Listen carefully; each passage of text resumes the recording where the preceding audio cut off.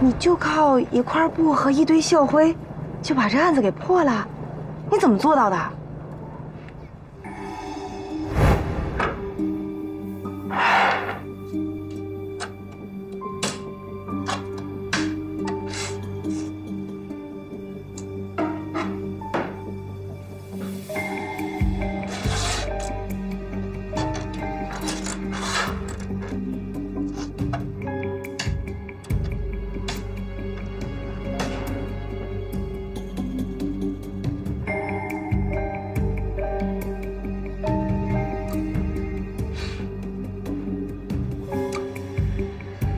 哎呀，这是什么世道？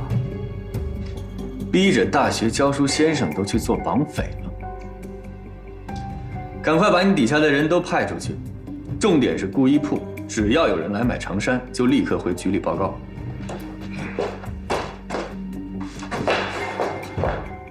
这为什么是顾衣铺，它不是裁缝铺啊？大学是个世道尊严的地方，这个人虽然已经穷得靠做绑匪为生了，但起码的面子还是要装的。上课总不能一身短打吧？而且去裁缝铺做一件新长衫，至少得1个星期，而且价钱昂贵，所以他只能去顾衣铺买一件2手长衫。他要是有2件长衫怎么办啊？不可能。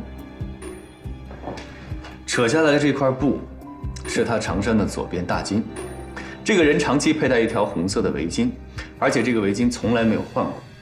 围巾长时间和布料的摩擦已经起了球，而且布料的纤维已经很薄了，说明他在每次清洗之后都拧得很用力，而且是绑在烟囱上烘干的。要不是急着等着穿衣服的人，谁会这么去晾衣服？经过这些细节的判断，我断定他没有第2件长衫。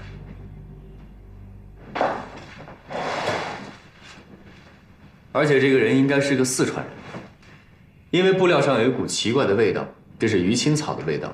只有四川人会拿这种奇怪的草药去做早餐，时间长了，味道就粘在布料上。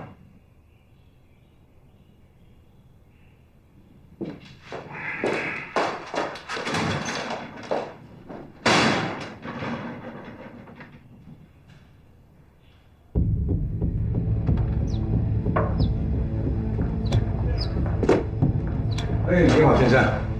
你好，老板。哎，上回我托您找的2手的长衫有货了吗？哦，这个长衫我帮你找了一件，你看看啊。您看看啊，进来试想看看是不是合身。好，谢谢。里边请。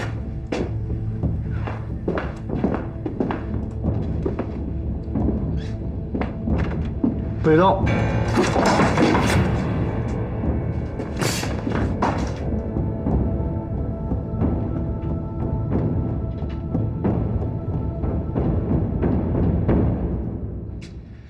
老师你好，跟我们走一趟吧。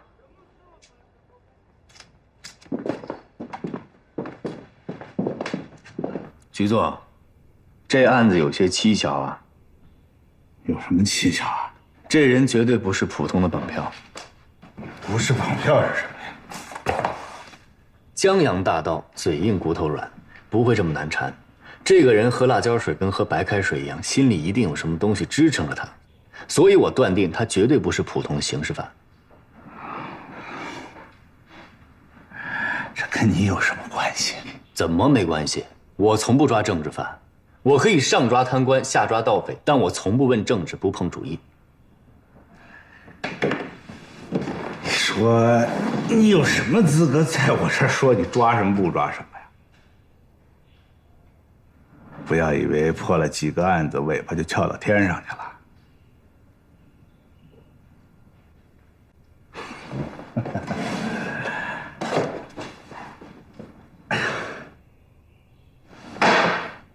本局长说话算话啊！拿着这几根条子，找个地方快活一下啊！那我再斟酌一下。别斟酌了，用不着了。一会儿军统绑匪要站长就来这里提人。你看，我就知道。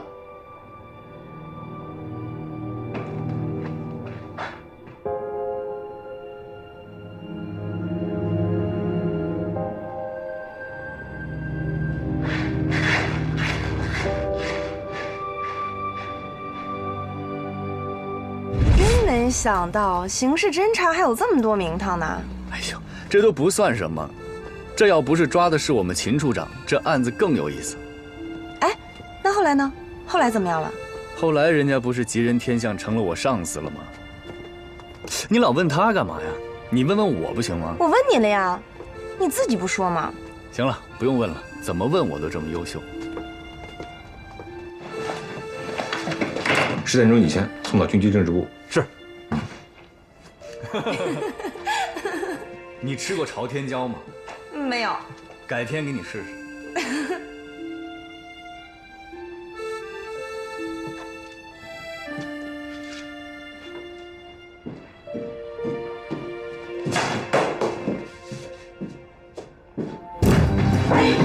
一个都不许放过！怎么回事？长官，是老板吗？对，我是老板。从今天开始查封所有妓院，马上带走。是。走，给我走。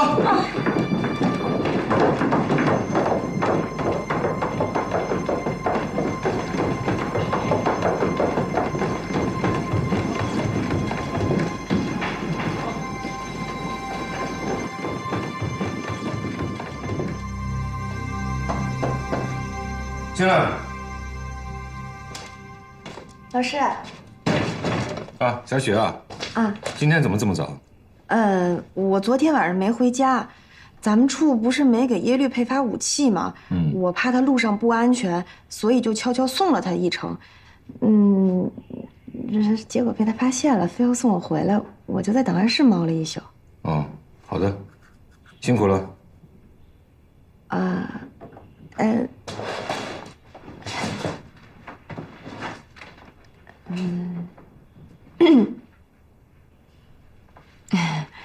哎，老师，我想问您一下，耶律真的就靠一片衣襟让您受那么大的罪？是啊。当然了，这也是我的疏忽，因为我没有想到，在国民党内部竟然有这么一个破案高手，仅仅根据一片布料，就推断出我正确的身份，厉害啊！那他这属不属于重大历史问题呀？当然不算了。如果他真的有问题的话，我就不会把他留下来。可您毕竟是因为他才被捕的。后来发生的事儿，他没跟你说吗？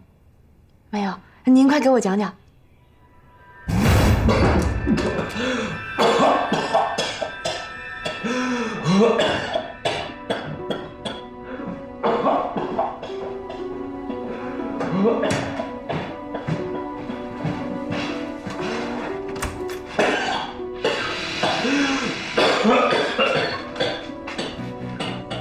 喝了3碗了，还是不招。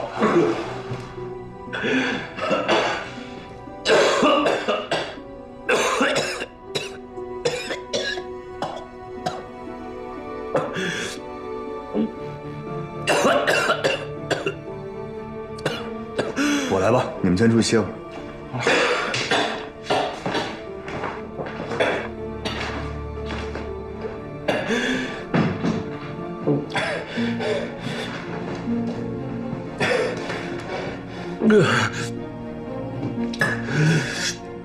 我叫耶律齐，我是警察局从外面雇过来的私人侦探。我这个人一向不关心什么政治和主义，我只是单纯的破案。我抓你，也是因为朋友说我破不了这个案子，我和朋友打赌，上了朋友的当。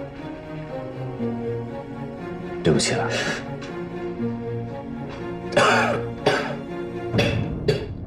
我现在也没办法放你出去，但其他有什么能帮上你的，你尽管开口。我凭什么要相信你？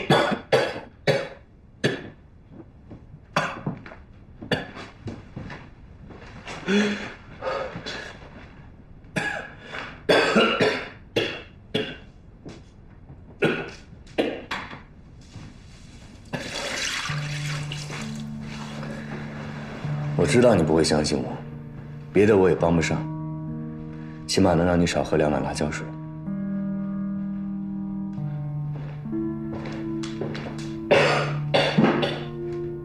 等一等，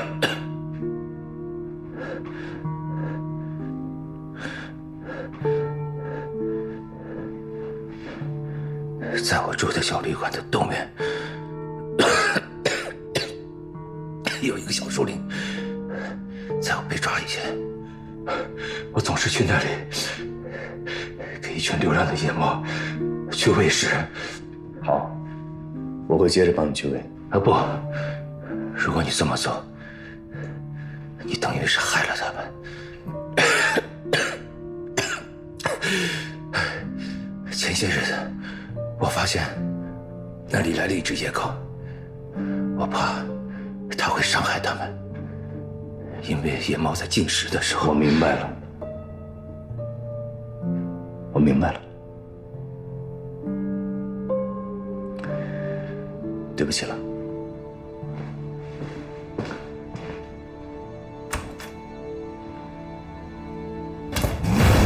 小树林里给野猫喂食的破丝碗，其实是我跟同志们报平安的一个暗号。所有前来跟我联络的同志都会先到小树林里面看一下，如果破丝碗不见了，那就证明我出问题了。那天我逃走以后啊，我直接把破丝碗扔了。可是第二天我不放心，又去看了一下，我发现这附近有一个信佛的老太太，也开始在那里给野猫喂食。我怕同志们引起误会啊，原本我想建议组织上再换一个联络暗号，可是没等消息传递出去，我就已经被捕了。我知道叶律奇很聪明，他不会相信我所说的这些，甚至他有可能已经猜到了我真实的身份。可是我没有别的办法，我不能眼睁睁地看着同志们一个一个的被捕啊。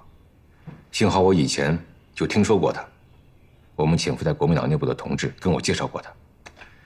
这个人还是很有意思的，他叫叶律奇，外号野驴。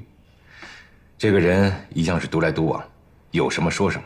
哦，对了，他不是国民党警察局的一员，他只是一个私家侦探。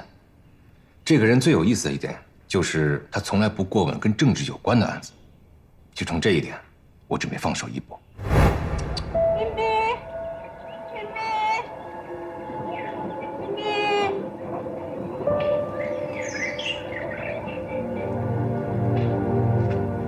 咪咪，来吃啊！老太太，你在干什么呢？我在喂猫呢。我是警察局的，你知不知道这里不准喂猫了？因为猫有很多细菌，怕有传染病。以后我们每周会来巡逻3次，如果发现这里再有猫食，我们就往这里下毒。啊，好，我不喂了，不喂了。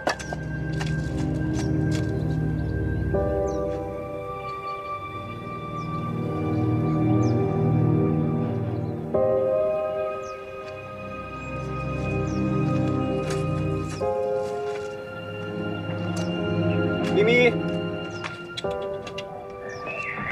咪咪，跟我来。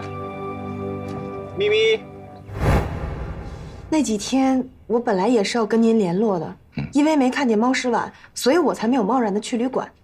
那这么说，耶律也算是救了我一命。也算。这事儿得告诉孙组长。耶律等于将功补过，也可以说是对革命有功。要不您在全处的大会上讲一下吧？这个不可以，小雪啊，现在的情况比较复杂，我们就说档案室2次失火，而我们查不到1点线索，这就说明在我们的内部就有敌人的特务潜伏。也是出于对叶利奇同志的安全考虑吧，他以前的这段历史，你不要跟任何人提起。我明白，但是老师，您能不能私下里跟孙组长谈一下耶律的这个立功行为啊？免得他总对耶律另眼相看。可以。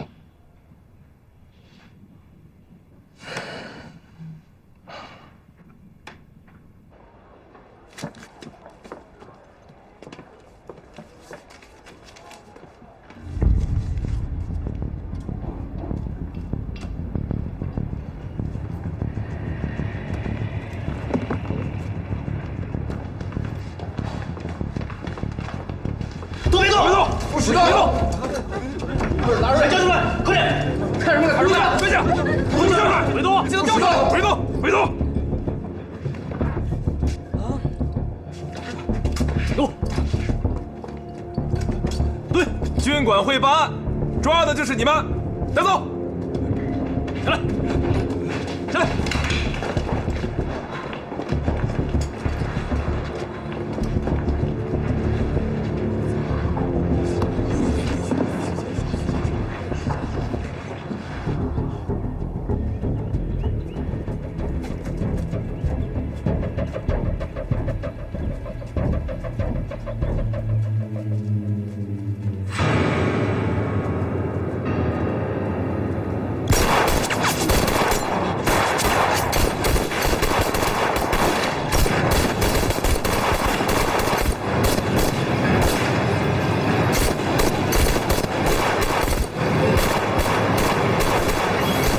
全城全市23家妓院全部封查，所有妓女集中劳教，嫖客正在甄别。有什么发现？有一个人非常可疑，这个人有历史问题，他叫白驹，是国民党18军的化学教官。这个人我们正在调查，不过我们已经把他放了，准备放长线钓大鱼。好啊，辛苦你了。不辛苦，就是没仗打手痒痒。报告。啊，进来。孙处长，我有事找你。哦，是关于给叶绿旗表功的事儿吧？啊。处长跟我谈过了。我还有个建议。有建议尽管说。我觉得张夫人身边应该有一个我们的同志，一来是为了监督她，二来呢是为了保证她的安全。这个问题我也想过。咱们保卫处的女同志本来就少，仅有的那么几个还都是法医或者内勤，像我们政保组更是一个和尚庙，一个女同志都没有。我请求担负这个任务。小雪，本来我打算请你帮我监视耶律齐的。处长不是已经跟你讲过耶律曾经帮助过地下党的事情吗？你为什么还盯着他不放呢？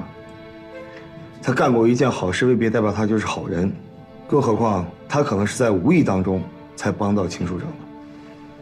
孙组长，咱们处留用的旧警察不下100人，你为什么就盯着他呢？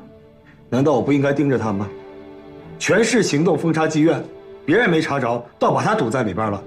像这样一个道德腐朽、没落的人，难道我不应该盯着他吗？那会不会是他在调查案子的时候碰巧在那儿啊？哪有那么多的碰巧？看着不像啊。小许，一个人会不会端案，跟他是不是好人没有关系。你跟他平时接触，要多观察他的一举一动。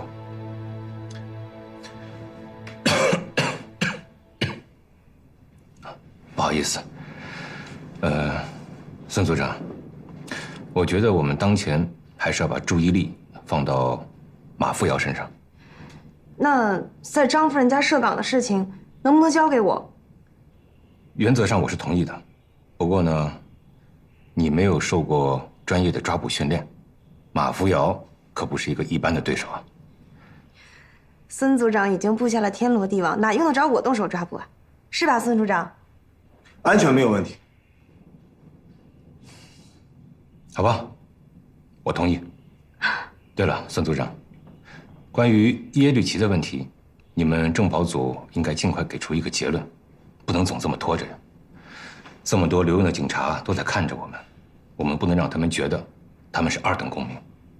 这件事情我也考虑过，从原则上来说，应该是外松内紧。对于耶律的审查，应该可以解除，但是必须严格关注。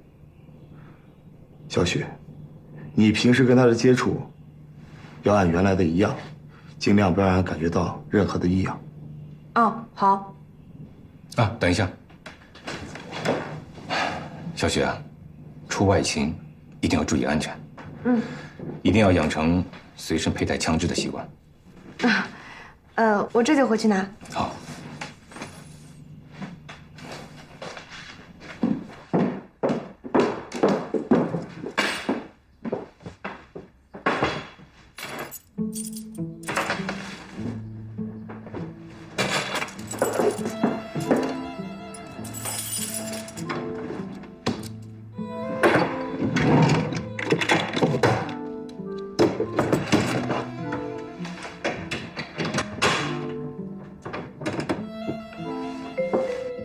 还怕我偷你枪啊？你干什么去啊？不该问的别问。你今天好凶啊，跟平时的你都不太一样啊。有吗？哦，那如果我的态度不好，那我向你道歉。那我接受你的道歉，怎么样？绅士吧？哼哼。小雪啊，咱们都是革命同志，能不能稍微给我透露点？再说了，万一我要是有什么疑问，我向谁去请示啊？档案室应该没什么急事儿吧？你可以放着，等我回来再说。那你什么时候回来呀？说不好，孙组长那边的任务我不方便向你透露。哦，那我能摸下你的枪吗？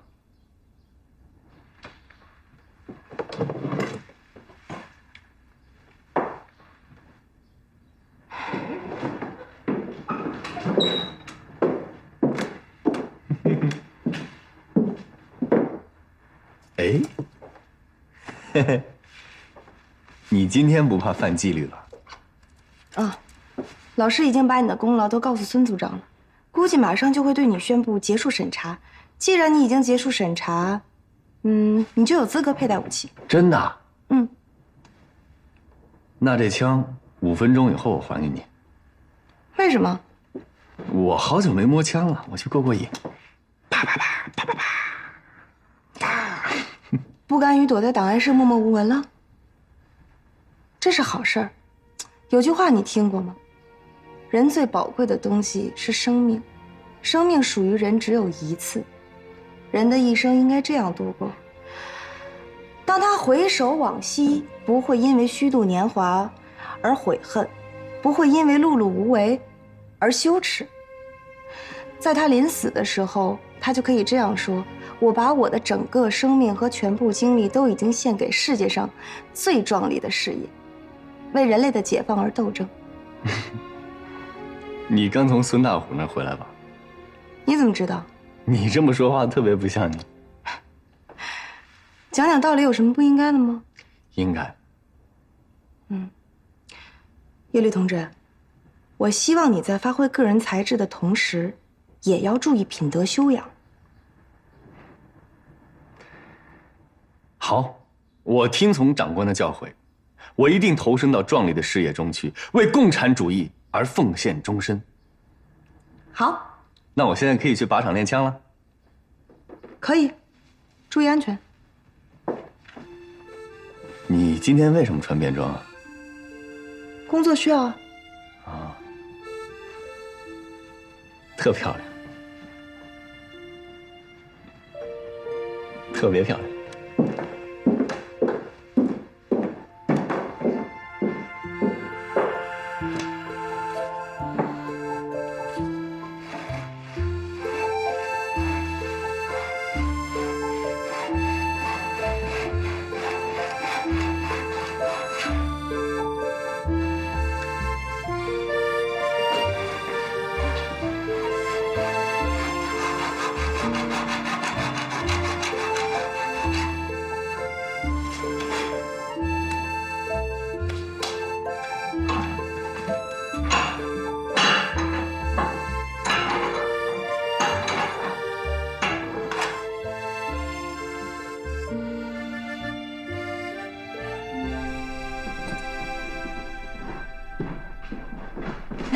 老师啊，孙组长，夏雪，还没走啊？马上就走了。啊，执行任务的时候一定要注意安全。放心。哎，叶丽琴呢？估计听了我的革命舞动，现在正热血沸腾呢。是吗？这样也挺好。啊，叶丽琴，叶律，找你有事。说吧。孙大虎。哦，我代表军管会向你宣布，你的审查通过了。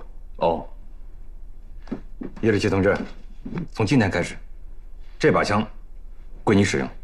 处长，枪就算了吧，我在这儿工作也用不着它呀，你给我送副袖套是差不多。哎，你又不想投身到工作一线了？革命工作没有高低之分，也没有一线、二线之分。怎么着，还想拿组织一把呀？你看看你，一切革命内部的同志都要互相关心、互相爱护。你知道这句话谁说的吗？毛主席。对呀，毛主席的话你都不听了，就你虎啊！你是我的革命同志吗？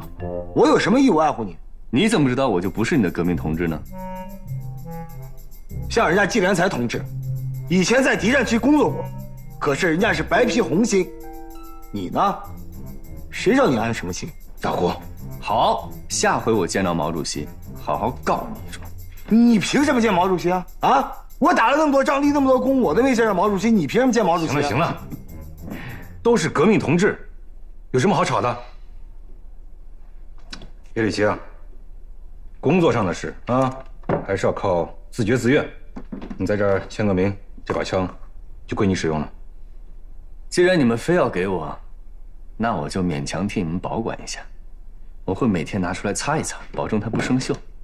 哼！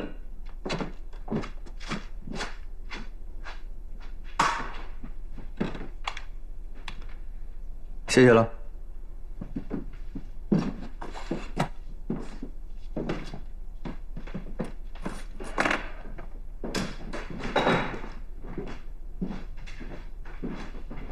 叶绿琪，你太让人失望了。等会儿，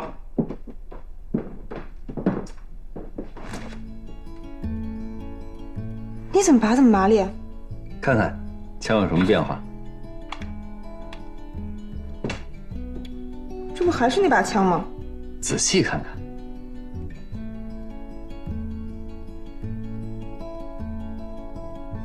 把我水生错了，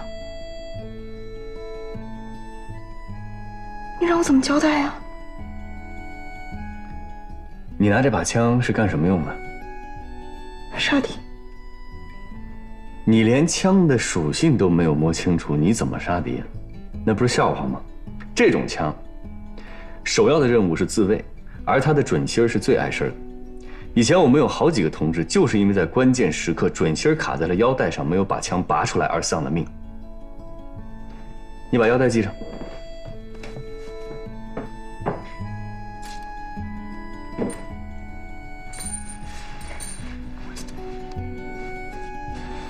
把枪别上试试。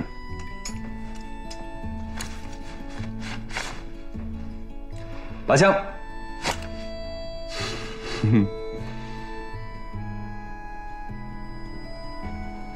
反正上级检验装备的时候，你出卖我就行了，反正也不是头一回了。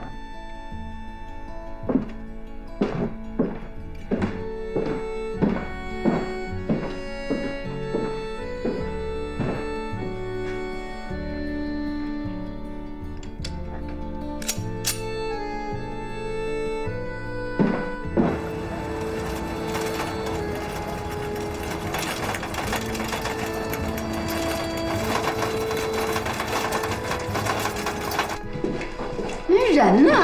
哎，怎么就自己回来了？你别走，我还没问你话呢。我不一个人回来，我还带180人啊。你跟我打什么岔呀？那姑娘呢？哪个姑娘？就那个，你那个上司姑娘呢？不在楼上吗？我怎么没见着啊？你把她给我叫下来。哎呦，人家单位有任务，那还天天陪着我呀。她应该陪着你啊，她干嘛不陪着你呀？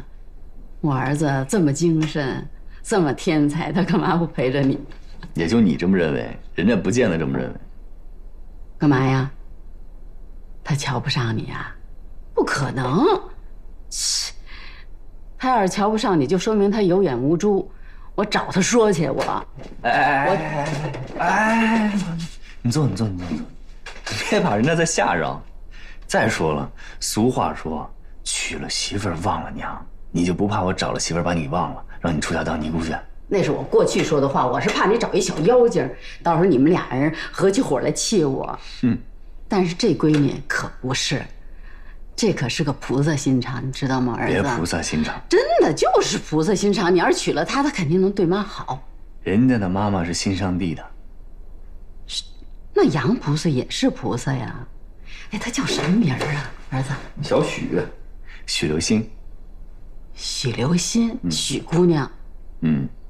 那你明儿把许姑娘带回家，我给她包饺子。人家要不来怎么办？我跟你说，你明儿要不把她带过来，我要是见不着这个许姑娘，你以后回家你就见不着妈了。你去哪儿啊？你管得着吗？反正你要是不把这许姑娘带来，要不让我见着她，就说明你对妈不孝顺。哦，睡觉去喽。我跟你说啊，睡觉你也得想着，明儿我必须得见这许姑娘。我告诉你吧。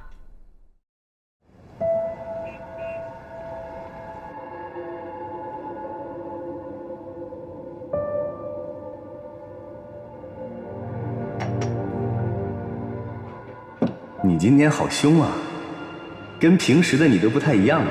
如果我的态度不好，那我向你道歉。你干什么去啊？不该问的别问。那你什么时候回来啊？说不好，孙组长那边的任务我不方便向你透露。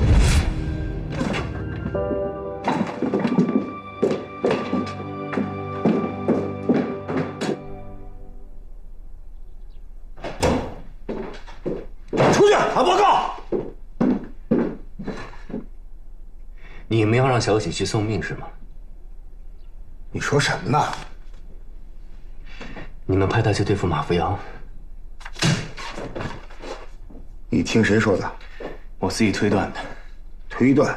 你给我推断一下美帝国主义什么时候灭亡？你们派他去张太太家做卧底，是不是小许说的？不用他告诉我。不是他说的，你凭什么这么说？叶立新，你今天必须把话说清楚，到底是谁告诉你的？小许烫了头一定是工作需要，而烫头一定是为了接近上层社会的妇女，也就是你们所说的资产阶级妇女。那么我们最近涉及的案件中，只有一个人是资产阶级妇女，那就是张太太。小许连拔枪都拔不利落，你们让他去对付马扶摇，这是不是草菅人命呢？跟我去处长那评理去。去就去。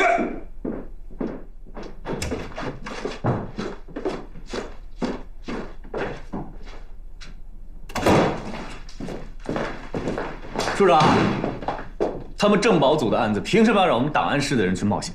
什么叫你们档案室？你是档案室主任吗？我不是档案室的主任，但我是许留心的同志，所以我有关心他、爱护他、保护他的义务。这个任务是小许自己要求的，他自己要求你就答应了？他不懂得掂量自己，你不懂吗？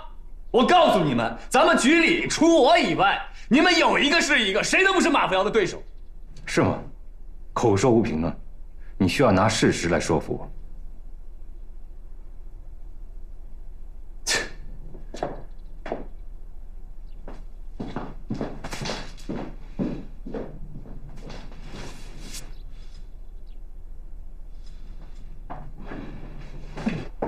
烤红薯，付钱不要钱。烤红薯，付钱不要钱。张太太，啊，这个卖白薯的，怎么前2天好像没见过呀？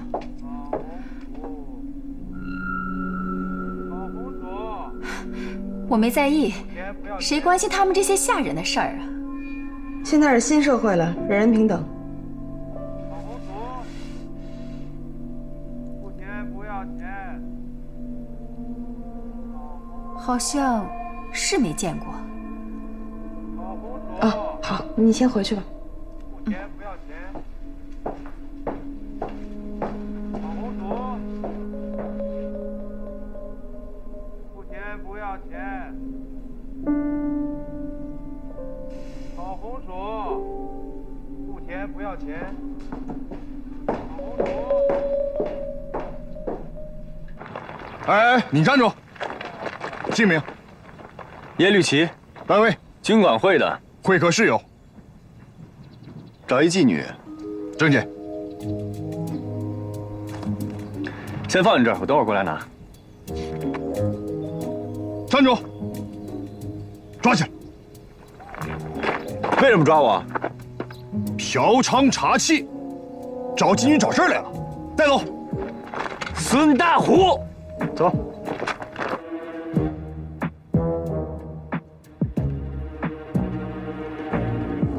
这证件，你哪儿来的？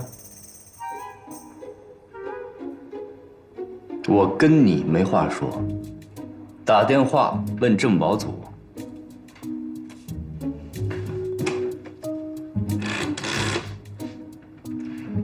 给我接军管会政保组。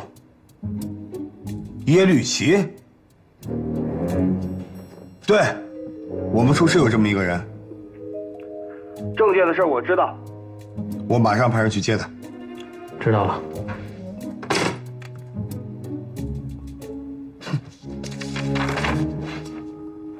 真是军管会的人？那你证件上这个嫖娼查记章是怎么回事啊？给他松开！别动！我要让那个接电话的人亲自来给我松绑。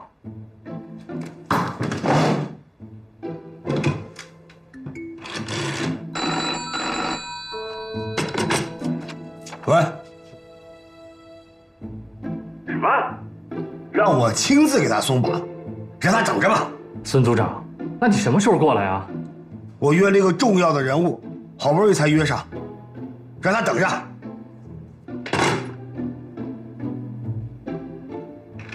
听到了吧？孙组长现在有事儿，要不我们先给你松开算了。不用，你再给他打一个电话，你告诉他，我给他1个小时的时间，1个小时之内他要是不来，天王老子给我松绑我也不干。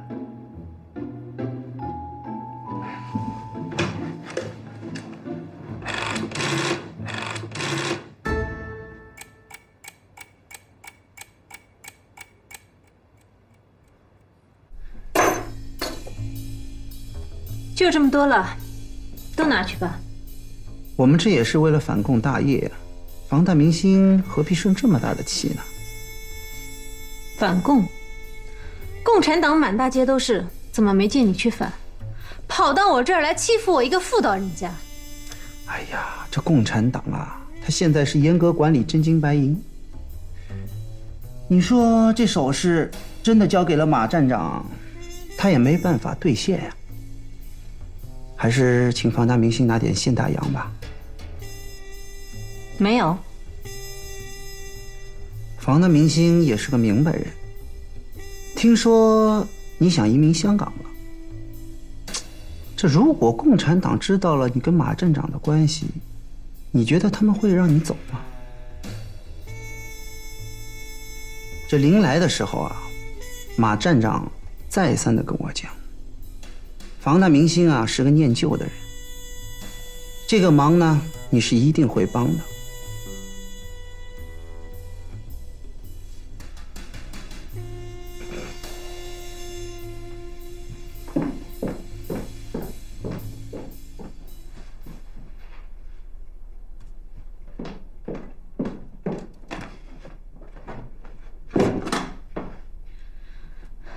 你回去跟马副要说，他要是再勒索我，我自己去军管会自首去。你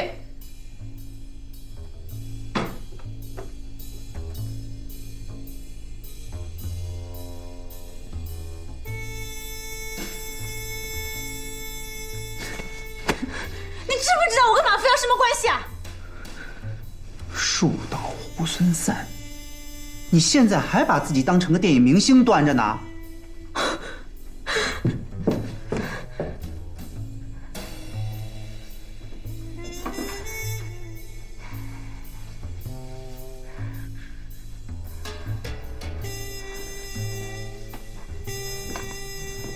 我实话跟你说吧，要是马站长真的是在乎这份感情的话，他就不会让我来干这个。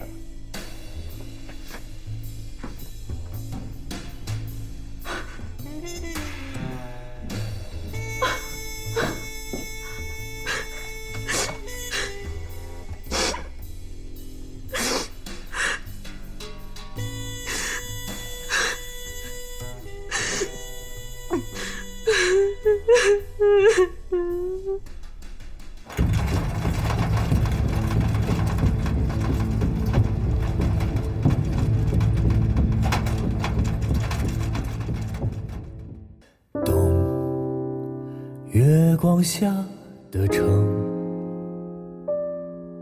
北风中是谁的白雪皑皑，凌乱的脚印，冻僵的行李不必打开，免得逃避难为情。春死都不愿改不掉总是对我很慷慨，交给我的心习惯了偏执的距离，一再小心也逃不过易碎的你。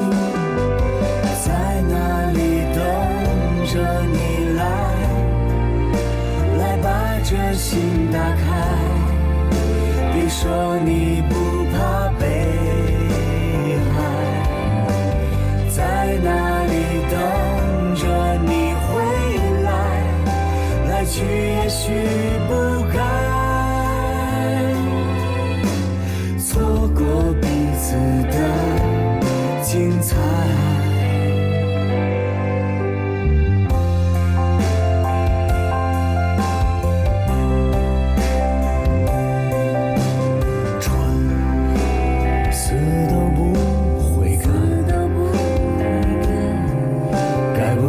总是对你很慷慨，交给你的心，天真的跑进风里，不再小心，一路上逆风而行。在哪里等着你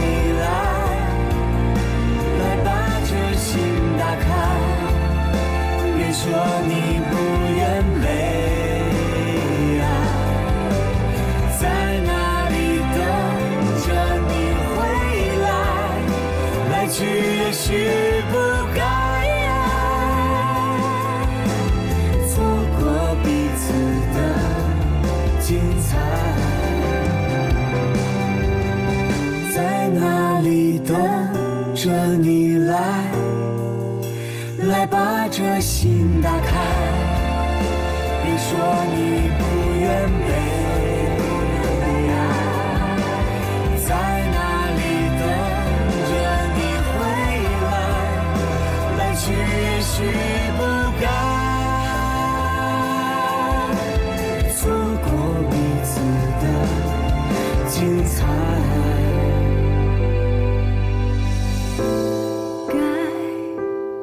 或是不该，那么一定是精彩，精彩的不该。